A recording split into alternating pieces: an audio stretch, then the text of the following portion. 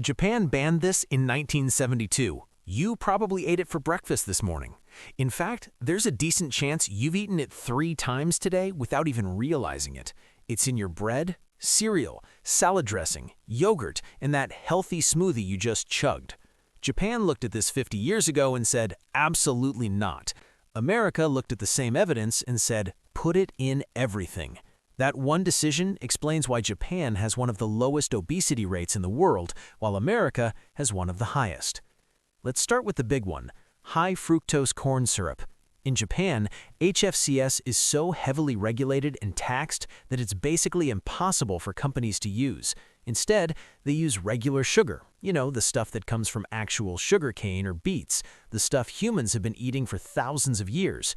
Meanwhile, in America, HFCS is in literally everything, and I mean everything. Ketchup, HFCS. Bread, HFCS. Fruit juice, mostly corn syrup with a splash of luck. Why? In the 70s, the US government started subsidizing corn production like crazy.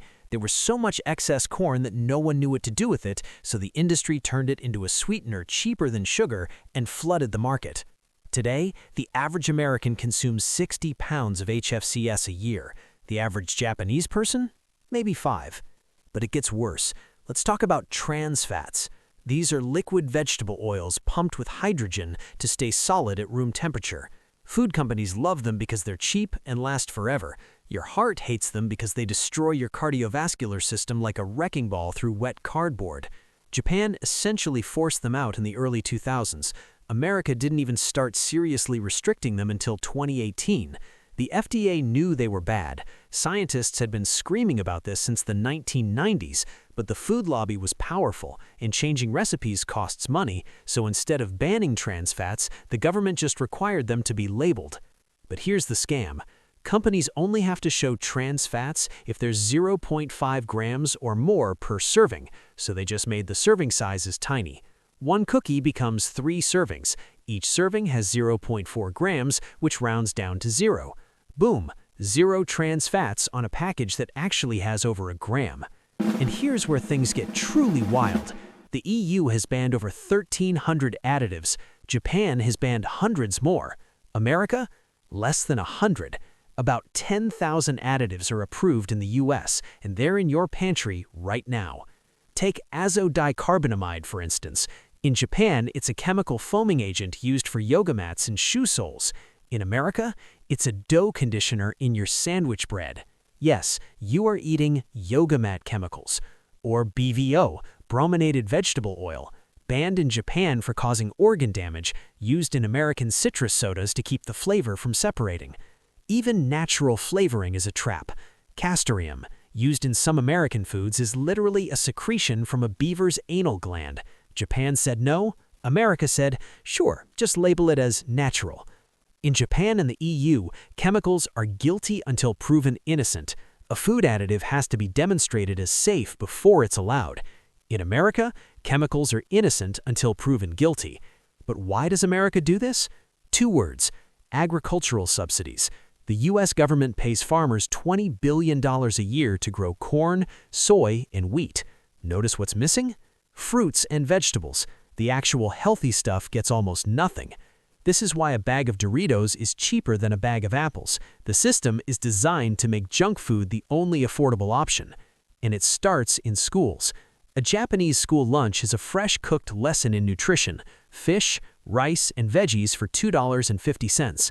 An American school lunch is frozen chicken nuggets and chocolate milk with more sugar than a Coke.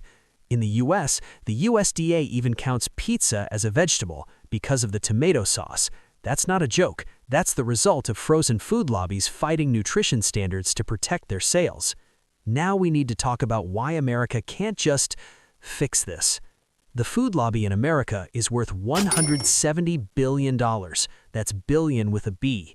Every time a regulation is proposed, they descend like well-funded locusts to fight it. They fund studies that show their products are safe. They hire scientists to write papers. They create front groups with friendly names like Center for Food Integrity that exist solely to fight regulation.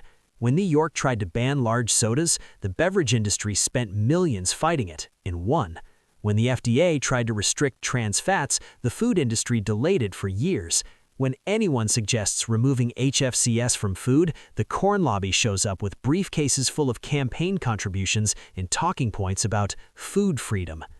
It's not that Japan is some utopia, they have their own issues, but on food regulations specifically, they made different choices 50 years ago and stuck with them. Japanese people aren't slim because of magic metabolism, they're slim because their food isn't engineered to make them addicted to it. So, next time you're at the store, flip the package over. If you see HFCS, BVO, azodicarbonamide, or ingredients with numbers in their names, you're eating something Japan rejected 50 years ago.